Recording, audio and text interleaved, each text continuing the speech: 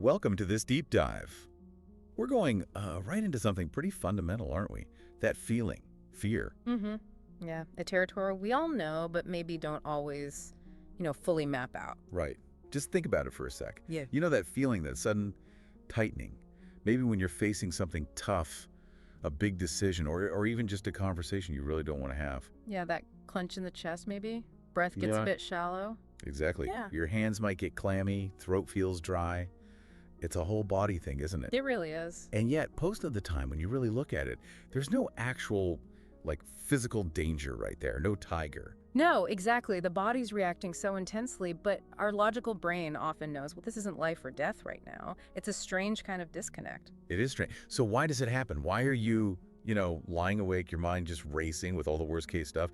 Why does that little voice of doubt get so incredibly loud? Well, what's really interesting, I think, is that this feeling, this fear, it's not just static. It's actually carrying information. It's like a signal. A signal. Yeah, trying to communicate something important to you, about you. Okay, so like a message then. Maybe something about, I don't know, past experiences. Or needs that aren't being met.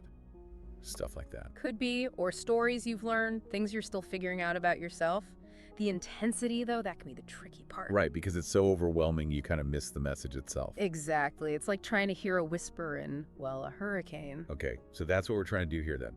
Turn towards it. Not to fight it, but to really listen.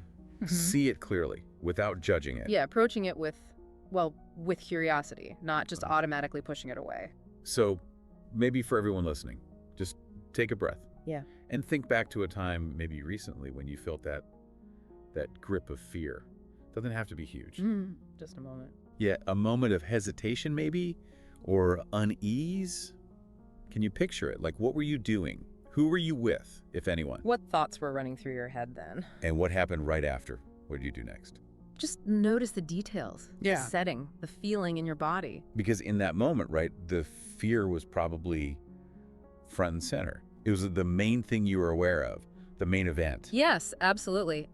But that main event, it always happens against a backdrop, doesn't it? There's always a context. Think of it like a figure standing out against the ground behind it. Okay, figure and ground. So the fear is the figure. In that moment, yes. So here's the question then. What was that fear maybe pushing into the background? What else was actually there in that situation or inside you that you maybe didn't quite notice because the fear was just so loud? What were you less aware of? Because all your attention was just grabbed by the fear itself. It seemed like, well, every fear experience often feels tangled up with some kind of story. Maybe a story from way back, childhood stuff, feeling helpless or something. Or maybe it's a story society tells us, or one we picked up somewhere along the way without even realizing. Right, these narratives we carry, they really act like filters, don't they? Shaping how we see things, how we react. And here's the really paradoxical thing about fear, I find.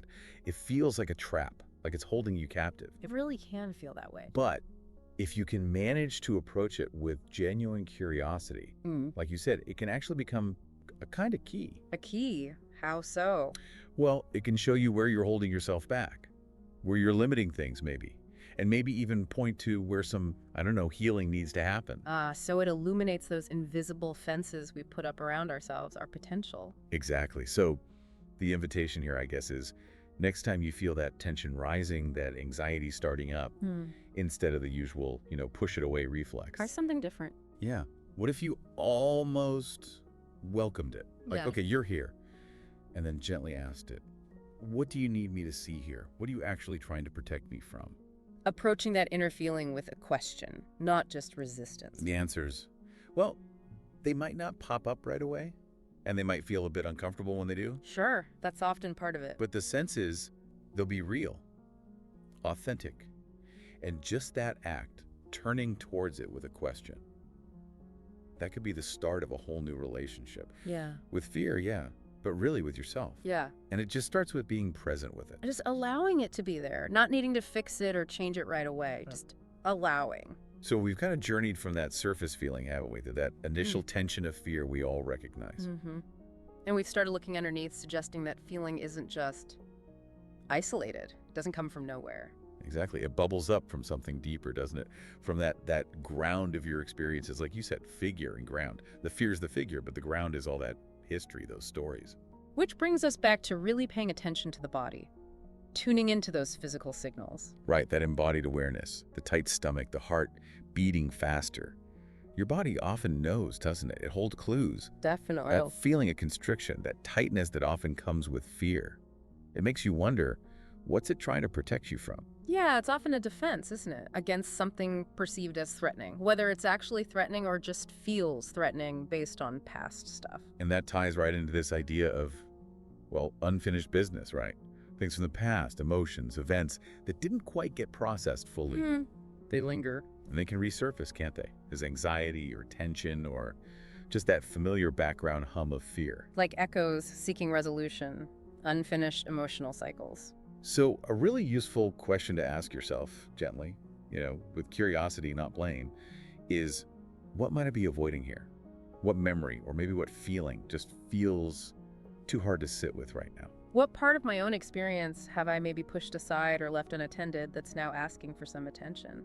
There's that example about fearing public speaking. On the surface, okay, it's fear of judgment. Makes sense. Being straightforward. But if you dig a bit, maybe it connects back to being ridiculed as a kid for saying something. Or maybe growing up where you felt like your opinions just didn't matter, weren't welcome. So those early experiences create these deep patterns, these beliefs about our voice, our worth. Exactly. But just seeing that pattern, actually recognizing, oh, that's where this comes from. That awareness itself can start to loosen its grip in the present. It creates a little bit of space, doesn't it, between the trigger and the automatic reaction, a space where you can choose. And we all develop these ways of coping, these defenses. Things like, denial or rationalizing things away, projection, avoidance. Sure. They protect us initially. They help us manage overwhelming feelings, especially when we're younger. They do serve a purpose. But the downside is, while they give that temporary shield, they can also kind of box you in, limit your growth, keep you stuck repeating the same old thing. Right. How often do we distract ourselves just to avoid feeling something uncomfortable? Scroll on our phone, eat something, get busy. Oh, all the time. And yet, the thing we're avoiding, it doesn't just vanish, does it? No, it tends to hang around under the surface, influencing things in ways we might not even realize. So the way through, it seems, isn't more avoidance, but presence. Yeah. Actually staying with the discomfort. Allowing yourself to feel it, letting that energy, that emotional cycle actually complete itself instead of getting stuck. Which might mean acknowledging emotions you've habitually pushed down. Maybe finding safe ways to express feelings held back for a long time. Really facing what you've been hiding from within yourself. Letting it move through you, Right. allowing that full expression of what's been held inside. And it could be simple things too, like just consciously noticing physical tension. Are your shoulders tight right now? Can you just let them drop a little? That small shift can ripple outwards. Absolutely. The body and mind are so linked. Shifting one often helps shift the other, even subtly. Fear can also be like a story you tell yourself, right? Yeah. With plots and characters, villains maybe. And sometimes those stories really twist how you see what's actually happening. They can create a whole narrative that feels real but might be based on past assumptions. So another approach is this idea of just exploring your experience directly. Phenomenological exploration, I think it's called. Basically looking at what's happening right now without layering judgment on it. Asking, what am I actually aware of right now? What do these sensations remind me of? Just observing that internal landscape with curiosity, like a gentle investigation. Yeah. Think about feeling anxious about a new project. You Yeah. might notice that inner critic, right? That voice saying, you're going to mess this up or you're not good enough. That familiar soundtrack for many people. Exploring that means asking, okay, where does that voice come from? Whose voice is it really? Is it an echo from someone in your past? Right. Recognizing it often carries the weight of old criticisms, old doubts. And by tracing its roots, you can start to separate it from the now. You can say, okay, that was then, this is now. And reclaim your choice about whether you buy into that story today. That separation is key to reclaiming your power in the present moment. But look, this whole process, Yeah. it's definitely not a straight line, is it? Oh, absolutely not.